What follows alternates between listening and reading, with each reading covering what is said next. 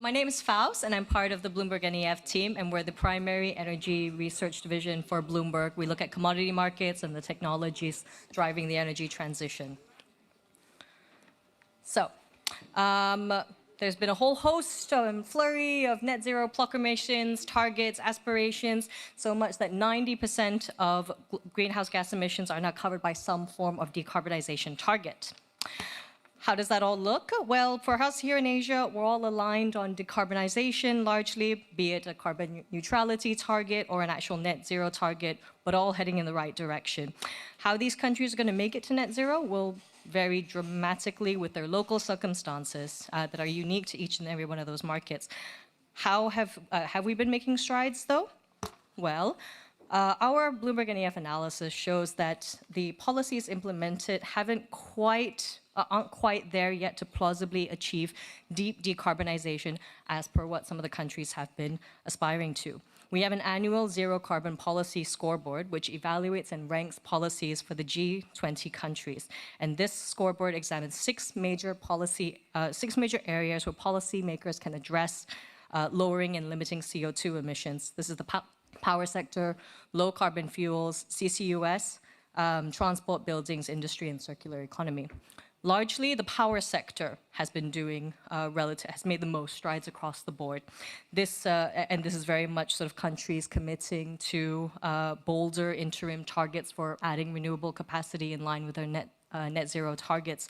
They vary with country. For example, places like the US and Japan, they're a little bit off from their renewable targets, but places like Australia, for example, have actually met their renewable capacity targets a decade before their target. Everything else, largely still falling behind. And with regards to low carbon fuels, at least half of these countries have also enacted or at least released some kind of low carbon hydrogen strategy associated with it. These policies were based on 2021 enacted policies. So ever since Russia's invasion of Ukraine, energy security and interdependence is front and center again. But there's no reason why sort of cutting GHG emissions can't go hand in hand with some of this in terms of rolling out more renewables, electrification, and energy efficiency in these countries. It is a complex subject, though, and it's a multi-decade problem that we're going to have to be dealing with here. So one of the initiatives that Bloomberg has done is the Net Zero Pathfinders. This is a public resource, and it hopes to give insight to policymakers on how to design and implement decarbonization strategies today for cities, for countries, etc. Managing this in four, shall we say, more palatable pillars for net zero. And this is where we'll be expecting, when we see what's going to happen in Asia, it's going to fall in any of these four particular pillars. The first pillar is accelerating the deployment of mature climate solutions. Straightforward enough, that's renewable energy.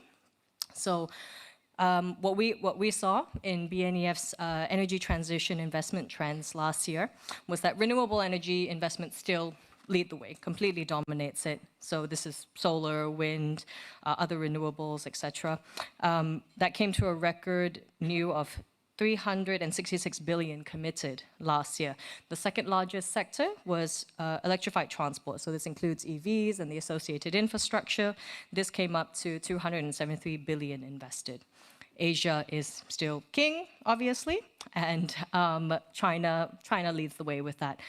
The single largest country for energy transition investment that we captured at 266 billion last year.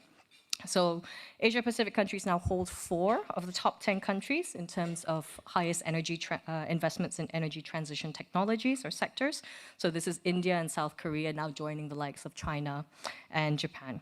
For all of these countries, it's the same story about investing in the more mature technologies of renewables and EVs, whereas newer technologies are still falling behind to a certain extent. And the scale is just not comparable at this stage for mature clean technologies versus others. But it's these new technologies which are going to help us reach deep decarbonization in those hard-to-abate sectors. And for us at BloombergNEF, we see hydrogen and CCUS being those two critical technologies for the next phase of decarbonization. Now, hydrogen may not be playing a big role in abatement in the 2020s, but it is going to play a critical role after 2030 if we want to be on track for net zero, if we want to even make it to net zero. So this is why Korea's latest hydrogen plan has doubled their 2030 hydrogen projections. This is why shipyards in Japan are not making LNG carriers anymore. They're making ammonia carriers and LH2 carriers. And similarly, and in China, the city of Ordos, a small city in China's Inner Mongolia province, plans to produce 1 million metric tons of green hydrogen by the end of the decade. That is actually the same, that can actually meet 5% of the EU's targeted consumption for 2030 of green hydrogen. So you imagine the scale that's going to come out of Asia for here. With regards to CCUS, this is sort of the storing and giving new life to that CO2 that's been captured. So we're going to have a session on circular economy later, but this is very much upcycling the carbon that we try to capture. Those technologies are a bit more known to us. We just need to manage the scale of it in the next 10 years to actually make them competitive. We can't take our eye off some of the more innovative, more climate solutions. So every year, BloombergNEF launches the Pioneers Initiative, where we're looking for startup companies and new innovative technologies that will accelerate the low carbon transition, or perhaps even in some cases halt climate change, excuse me. The three challenges that we chose this year were scaling carbon removal, providing 24/7, around-the-clock clean power, and also decarbonizing aviation. We heard a little bit about from Boeing earlier. So these three technologies are new, innovative. This is the stuff like you hear, like direct air capture. The reason we see that this is important is just curbing emissions is one thing, but we're realizing more and more that actually getting rid of the CO2 in the atmosphere is going to be critical in making sure that global warming actually does stay below the 1.5 degrees.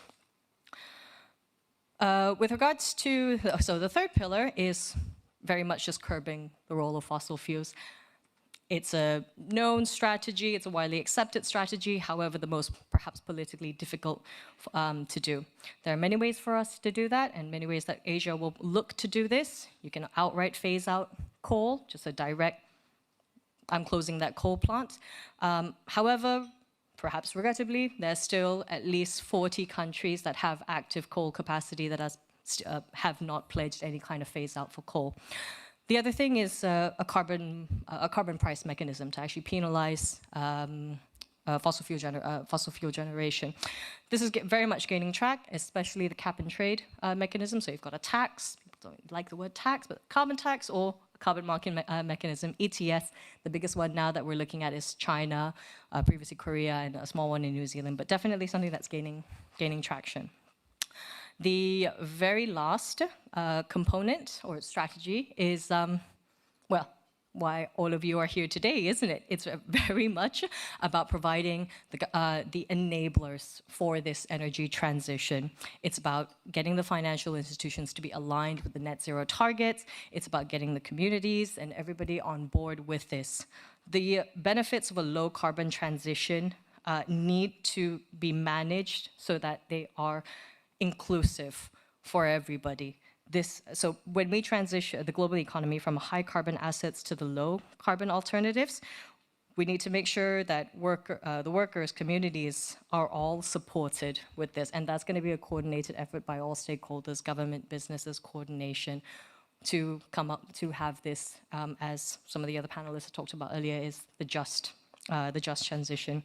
Perhaps one of the most important things, the main things that COP27 and Egypt will bring up is who's going to pay for this. I don't think anyone has a solution for that, but maybe those are the conversations that we'll be talking about here today. The net zero. So how net zero is actually going to look for each and every one of the countries is, as I mentioned, going to be different. And we at BloombergNEF, we will be publishing our new energy outlook later this year, which is going to chart the various net zero pathways for some of our tier 1 countries and what that might look like, what are the different technologies and baskets of policies that they're going to need to enact in order to make that happen. So do look out for that.